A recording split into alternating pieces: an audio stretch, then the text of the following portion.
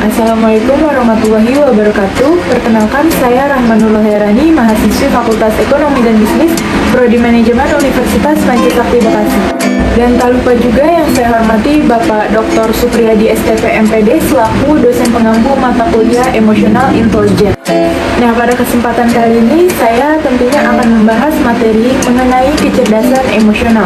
Mungkin teman-teman di sini sebagian ada yang sudah mengetahui apa itu kecerdasan emosional atau biasa disebut dengan emotional quotient. Nah, bagi teman-teman yang belum mengetahui secara keseluruhan apa itu kecerdasan emosional, di sini saya akan membahas secara singkat materi tentang kecerdasan emosional. Mari kita simak penjelasan berikut ini. Kecerdasan emosional atau biasa disebut dengan emotional quotient adalah kemampuan seseorang untuk mengenali emosi diri, mengelola emosi, memotivasi diri sendiri, mengenali emosi orang lain atau empati, dan kemampuan untuk membina hubungan kerjasama dengan orang lain.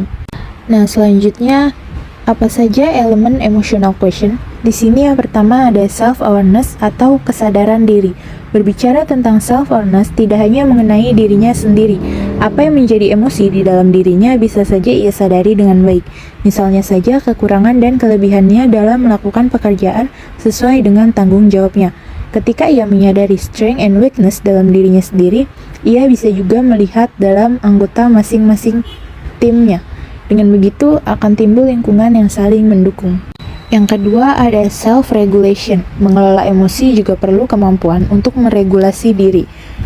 Nah, contoh sebagai seorang pemimpin, kemampuan ini menjadi sesuatu yang sangat penting untuk dapat menjaga mood dalam suatu tim.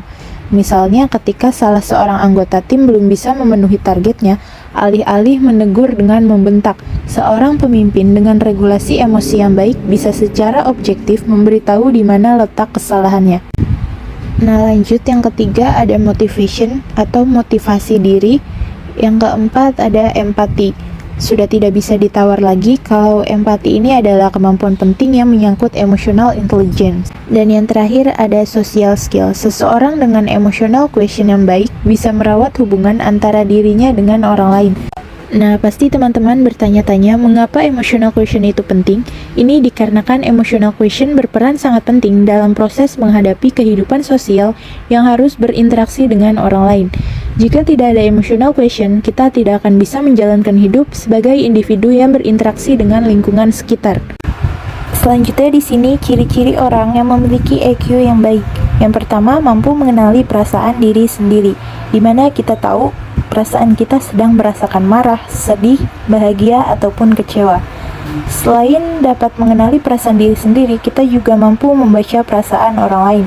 Yang ketiga, tidak mudah baper atau tersinggung. Yang keempat, cenderung menjadi pendengar yang baik.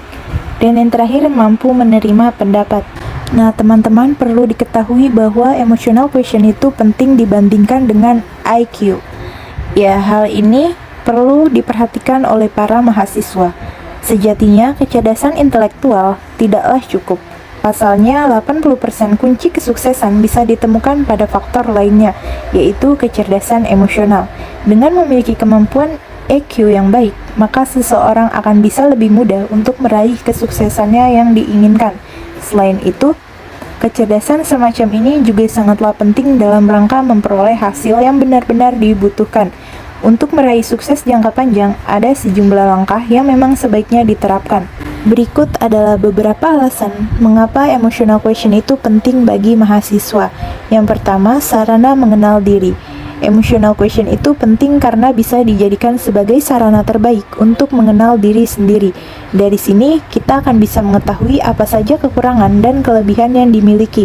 Hal ini akan memudahkan kita untuk beradaptasi terhadap berbagai situasi yang ada di lingkungan.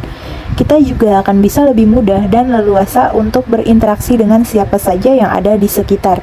Yang kedua adalah peduli terhadap sesama. Sebuah karakter utama dalam EQ yang sangat penting adalah memiliki rasa kepedulian terhadap sesama. Hal ini menunjukkan bahwa kita bukanlah orang yang sombong dan selalu siap membantu orang lain kapan saja. Tentu saja ini adalah sebuah sikap penting yang wajib dimiliki oleh seorang mahasiswa. Dan yang terakhir, tangguh menghadapi tantangan. Salah satu tantangan penting yang harus dihadapi di masa mendatang bukan hanya kemampuan menyelesaikan masalah operasional, tapi juga kemampuan dalam bernegosiasi dengan orang-orang yang ada di sekitar, serta bagaimana cara bekerja sama dengan orang-orang tersebut supaya mampu menghasilkan sesuatu yang maksimal. Dari sini, sikap tangguh dalam menghadapi tantangan menjadi modal utama terpenting untuk mencapai semuanya. Nah, bagaimana teman-teman? Apakah kalian sudah paham mengenai materi kecerdasan emosional ini? Semoga materi yang sudah saya sampaikan tadi secara singkat dapat bermanfaat bagi kita semua dan dapat diterapkan di kehidupan kita masing-masing. Kurang lebihnya mohon maaf. Sekian, wassalamualaikum warahmatullahi wabarakatuh.